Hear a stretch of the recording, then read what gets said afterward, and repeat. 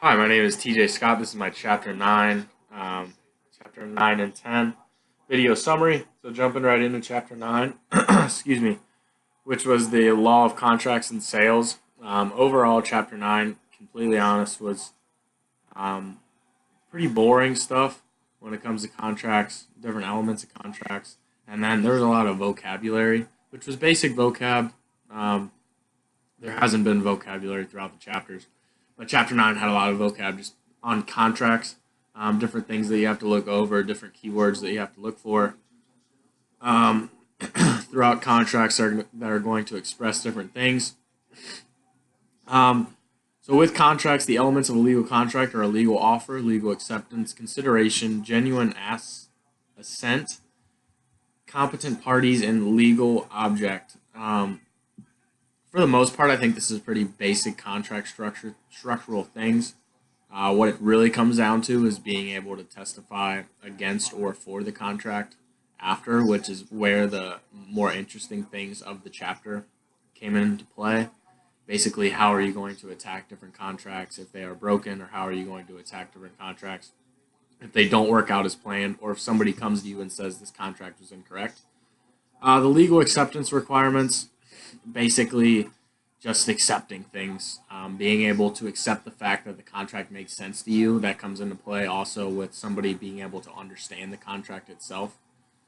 Consideration, which is basically essentially the same thing when it comes to understanding it, understanding the duties on either side, and understanding what you can testify against or for. Um, and then the genuine assent, which was the kind of more complicated part of the chapter that I kind of struggled to basically relate to, I guess, which is agreement to a contract that is free of fraud, duress, mental coercion, or mutual mistakes. I think it would be kind of complicated to find this without maybe a lawyer looking things over or somebody that is very familiar with contracts. Fraud, duress, mistakes throughout the contract. I think you have to have somebody look that over, or if you yourself are going to look things over after, maybe for example, going over this chapter, and maybe you think you have a basic understanding of things, you would have to really go through these things, kind of understand them, have a grasp of the contract. That was the one thing that was kind of complicated throughout this chapter, but other than that, it was a lot of like facts throughout saying like this is how this works, this is how this works when it comes to contracts, like different rules. And then there was a few cases, a few precedent cases that showed a lot of rule, um, saying, for example, different contracts how they're going to work. There's one with a Las Vegas trip with a jackpot, which was kind of interesting, kind of different. But just understanding contracts, and there's contracts all over the place, and I don't think a lot of people realize how many different contracts there are throughout.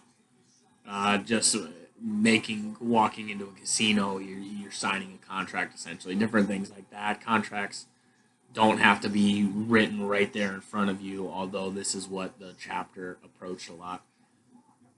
Chapter 10 was basically going into more in depth action when it comes to contracts, and a lot more of chapter 10 was how are you going to get out of contracts if there's issues. Not necessarily get out, probably wasn't the correct word, but how contracts can be reworked so that they're more appropriate for you and entail more um, for that person. Or if you're looking over a contract that says one thing and it may not mean another thing, but what's happening is different from what the contract entails.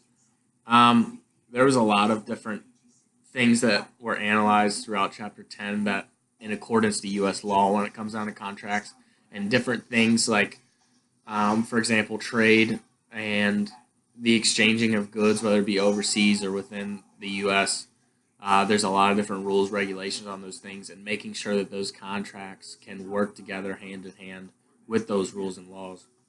Chapters 9 and 10, I'm going to be completely honest, were pretty boring to me. I think they are very important, though, when it comes to the real world application things. Contracts are everywhere. We're constantly engaging within them. It's very important to understand them, basic concepts. And I think the most important takeaway from these contracts um, chapters is that they're extremely complicated, and I think somebody needs to look them over before you go with them and make sure that you follow in accordance to them. Thank you.